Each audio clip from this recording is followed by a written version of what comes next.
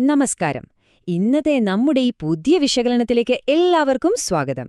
ഇന്ന് നമ്മൾ നോക്കാൻ പോകുന്നത് നൂറ്റാണ്ടുകളായി പണ്ഡിതന്മാർക്കിടയിൽ നിലനിൽക്കുന്ന വളരെ കൗതുകകരമായ ഒരു വലിയ ചോദ്യമാണ്.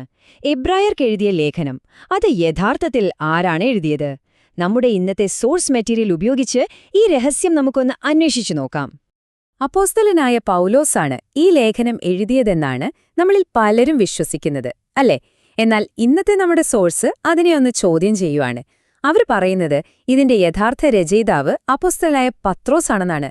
അതെ, പത്രോസ്. കേൾക്കുമ്പോൾ അത്ഭുതം തോന്നാം. അതെങ്ങനെയെന്ന് നമുക്കൊന്ന് നോക്കാം. ശരി, ഈ ഇൻവെസ്റ്റിഗേഷന്റെ ആദ്യഘട്ടത്തിലേക്ക് നമുക്ക് കടക്കാം. ഇതിനായി അക്കാലത്തെ ചരിത്രപരമായ പശ്ചാത്തലം എന്തായിരുന്നു എന്ന് നമുക്കൊന്ന് പരിശോധിക്കാം. അപ്പോസ്തല പ്രവൃത്തികൾ 9-ാം അധ്യായത്തിൽ നമ്മൾ കാണുന്നതുപോലെ പൗലോസ് സഭയെ അതിക്രൂരമായി ഉപദ്രവിച്ചിരുന്ന ഒരു കാലമുണ്ടായിരുന്നു. പിന്നീട് അദ്ദേഹം ക്രിസ്തുമതത്തിലേക്ക് മാറുകയും യെരുശലേമിലേക്ക് വരുകയും ചെയ്തു. എന്നാൽ ഒന്ന് ആലോചിച്ചു നോക്കൂ, അവിടുത്തെ യഹൂദവിശ്വാസികൾക്ക് അദ്ദേഹത്തെ ശരിക്കും ഭയമായിരുന്നു. അദ്ദേഹം യഥാർത്ഥത്തിൽ ഒരു ശിഷ്യനാണെന്ന് അവർ ആദ്യം വിശ്വസിച്ചിരുന്നില്ല. അതുകൊണ്ടുതന്നെ ആ വിശ്വാസികൾക്കേറ്റവും പ്രിയപ്പെട്ടൊരു രചയിതാവായി മാറാൻ പൗലോസിന് സാധ്യത വളരെ കുറവാണെന്നാണ് ഈ സോഴ്സ് ചൂണ്ടിക്കാണിക്കുന്നത്. ഇനി നമ്മുടെ ആദ്യത്തെ പ്രധാനപ്പെട്ട തെളിവിലേക്ക് കടക്കാം. രചയിതാവിന്റെ എഴുത്തുശൈലിയിലുള്ള സൂചനകൾ. ഒരു പഴയ രേഖ പരിശോധിക്കുന്ന ഡിറ്റക്റ്റീവുകളെ പോലെ നമ്മളും ഒരു കാര്യം ചോദിക്കേണ്ടതുണ്ട്. പഴയകാല തിരുവെഴുത്തുകളെ ഈ രചയിതാവ് എങ്ങനെയാണ് ഉദ്ധരിക്കുന്നത്? ഇതിലെ വ്യത്യാസം ശരിക്കും വളരെ കൗതുകകരമാണ്.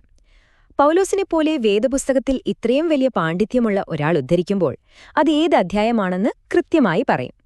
അപ്പോസ്തല പ്രവൃത്തികളിൽ നമ്മൾ കാണുന്നതുപോലെ അദ്ദേഹം കൃത്യമായി 2-ാം സങ്കീർത്തനത്തിൽ എഴുതിയിരിക്കുന്നത് പോലെ എന്ന് പറയുന്നുണ്ട്. എന്നാൽ എബ്രായർക്കെഴുതിയ ലേഖനത്തിൽ നോക്കിയാൽ ഒരുത്തൻ ഒരിടത്ത് സാക്ഷ്യം പറഞ്ഞിരിക്കുന്നത് പോലെ എന്നാണ് കാണുന്നത്. അത്ര കൃത്യതയില്ലാത്ത ഈ ശൈലി ഒരുപക്ഷെ പത്രോസിനെപ്പോലെ ഒരു മീൻപിടുത്തക്കാരന്റെ, ഒരു സാധാരണക്കാരന്റെ ശൈലിയാകാമെന്നാണ് നമ്മുടെ സോഴ്സ് വാദിക്കുന്നത്.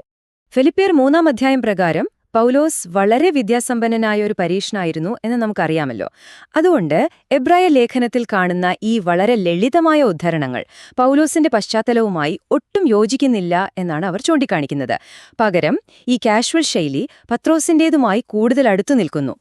നമ്മുടെ രണ്ടാമത്തെ സൂചന, അഥവാ ഒരു തരം ആലിബൈ എന്ന് പറയാവുന്ന കാര്യം, അവരുടെ അധികാരപരിധികളാണ്. ഗലാത്യ 2-ാം അധ്യായം 1 പരിശോധിച്ചാൽ ആദ്യകാല സഭാനേതാക്കൾക്ക് നൽകിയിരുന്ന കൃത്യമായ അതിരുകൾ, അതായത് വളരെ വ്യക്തമായൊരു ഡിവിഷൻ നമുക്ക് കാണാൻ കഴിയും.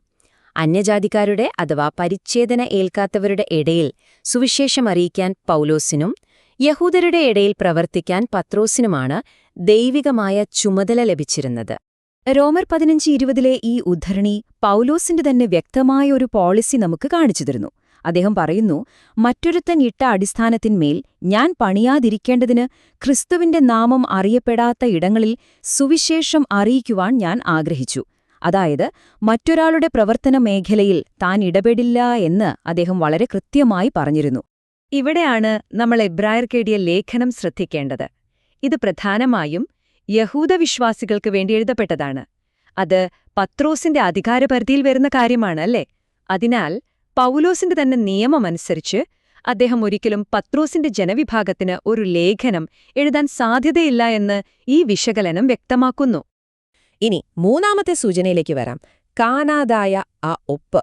പൗലോസ് എഴുതിയ എല്ലാ ലേഖനങ്ങളും ഒന്ന് എടുത്തു നോക്കൂ. അതിലെല്ലാം തുടക്കത്തിൽ തന്നെ അദ്ദേഹത്തിന്റെ പേരും അപ്പോസ്തലിക അധികാരവും വളരെ കൃത്യമായി രേഖപ്പെടുത്തിയിരിക്കുന്നത് കാണാം. എന്നാൽ എബ്രായ ലേഖനം പൂർണ്ണമായും അജ്ഞാതമാണ്. അതിൽ യാതൊരുവിധ ആമുഖവും രചയിതാവിന്റെ പേരുമില്ല. ഇതൊരു വലിയ വ്യത്യാസമാണ്. ഇതിനൊരു കാരണമായി അവർ പറയുന്നത്, യെരുശലേമിലെ യഹൂദ വിശ്വാസികൾക്ക് പത്രോസ് അവരുടെ സ്വന്തം ആത്മീയ പിതാവിനെ പോലെയായിരുന്നു എന്നാണ്. സ്വന്തം അപ്പൻ മക്കൾക്ക് കത്തെഴുതുമ്പോൾ താനാണെന്ന് പരിചയപ്പെടുത്തേണ്ട ആവശ്യമില്ലല്ലോ. അതിനാൽ പത്രോസിന് ഈ ലേഖനത്തിൽ സ്വന്തം പേര് വെളിപ്പെടുത്തേണ്ട യാതൊരാവശ്യവും ഉണ്ടായിരുന്നില്ല എന്നാണ് ഈ പഠനം പറയുന്നത്. നമ്മുടെ 4-ാമത്തെ സൂചന സമാനമായ ആശയങ്ങളാണ്. എബ്രായ ലേഖനത്തിന്റെയും പത്രോസിന്റെ ലേഖനങ്ങളുടെയും DNA ഒന്നാണോ എന്ന് നമുക്ക് നോക്കാം. ഈ ചില പ്രധാന ആശയങ്ങളൊന്ന് ശ്രദ്ധിച്ചേ. പ്രധാന ഇടയൻ, രക്തം തളിക്കൽ, പൗരോഹിത്യം, അതുപോലെ വിശുദ്ധ പ്രവാചകന്മാർ തുടങ്ങിയവ. ഈ പ്രത്യേക ആശയങ്ങളെല്ലാം പത്രോസിന്റെ ലേഖനങ്ങളിലും എബ്രായ ലേഖനത്തിലും വളരെ ആഴത്തിൽ കാണാൻ സാധിക്കും. എന്നാൽ രസകരമായ കാര്യം എന്താണെന്ന് വെച്ചാൽ പൗലോസിന്റെ ലേഖനങ്ങളിൽ ഇവ ഏതാണ്ട് ഉപയോഗിച്ചിട്ടേയില്ല എന്ന് ഈ സ്രോതസ്സ് ചൂണ്ടിക്കാണിക്കുന്നു. ഈ സമാനതകളുടെ എല്ലാം തുടക്കം എവിടെ നിന്നാണെന്നറിയാമോ? യേശുക്രിസ്തു പത്രോസിനെ തന്റെ ആടുകളെ മേയ്ക്കാൻ ചുമതലപ്പെടുത്തിയ ആ സുപ്രധാന നിമിഷത്തിൽ നിന്നാണ്. എന്റെ ആടുകളെ മേയ്ക്കുക എന്ന യോഹന്നാൻ 21:16 യേശു പത്രോസിനെ ഒരു ഇടയനായി ചുമതലപ്പെടുത്തുന്നുണ്ട്. ഈ താരതമ്യം ആ വാദത്തെ ശരിക്കും കൂടുതൽ ശക്തമാക്കുന്നുണ്ട്. ഒന്ന്, പത്രോസ് 5:4 പ്രധാന ഇടയൻ എന്ന പ്രയോഗം നമുക്ക് കാണാം. അതുപോലെ എബ്രായർ 13:20 യേശുവിനെ ആടുകളുടെ വലിയ ഇടയൻ എന്ന് വിശേഷിപ്പിക്കുന്നു. പൗലോസ് തന്റെ ലേഖനങ്ങളിൽ ഒരിക്കലും ഉപയോഗിക്കാത്ത ഒരു പ്രയോഗമാണെന്ന് ഓർക്കണം. അപ്പൊ നമ്മൾ ഇതിന്റെ അവസാന ഭാഗത്തേക്ക് വരികയാണ്. അന്തിമവിധി എന്താണ്? പത്രോസിന്റെ അവസാന നാളുകൾ പരിശോധിച്ചാൽ അദ്ദേഹം യെരുശലേം സഭയെ നയിക്കുകയും പിന്നീട് ബാബിലോണിൽ നിന്ന് ലേഖനങ്ങൾ എഴുതുകയും ഒടുവിൽ ഇറ്റലിയിൽ, അതായത് റോമിൽ, രക്തസാക്ഷിയാകുകയും ചെയ്തതായി നമ്മുടെ സോഴ്സ് പറയുന്നു. എബ്രായർ 13:24 ഇറ്റലിക്കാർ നിങ്ങൾക്ക് വന്ദനം പറയുന്നു എന്നെഴുതിയിരിക്കുന്നത് ഇതിനോട് കൃത്യമായി യോജിക്കുന്നില്ലേ?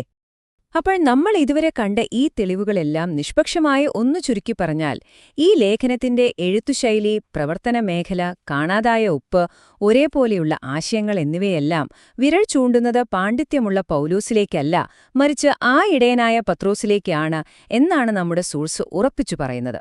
അവസാനമായി നിങ്ങളെ ചിന്തിപ്പിക്കുന്ന ഒരു ചോദ്യം ചോദിച്ച് ഈ വിശകലനം അവസാനിപ്പിക്കാൻ ഞാൻ ആഗ്രഹിക്കുന്നു. എബ്രായ ലേഖനം അപ്പോസ്തലനായ പത്രോസ് തന്റെ പ്രിയപ്പെട്ട ജനത്തിന് നൽകിയ അവസാനത്തെ സ്നേഹലേഖനമായി നാം വായിക്കുകയാണെങ്കിൽ ആ ലേഖനത്തിന്റെ ആഴമേറിയ സന്ദേശത്തെ നാം മനസ്സിലാക്കുന്ന രീതിയെ അത് എങ്ങനെ മാറ്റിമറിക്കും? തീർത്തും പുതിയ ഈയൊരു കാഴ്ചപ്പാടിലൂടെ ആ ലേഖനം വീണ്ടും വായിക്കാൻ നിങ്ങളെ പ്രേരിപ്പിച്ചുകൊണ്ട് ഇന്നത്തെ നമ്മുടെ ഈ പഠനം ഇവിടെ പൂർണ്ണമാകുന്നു. കൂടുതൽ പുത്തൻ അറിവുകളുമായി നമുക്ക് വീണ്ടും കാണാം.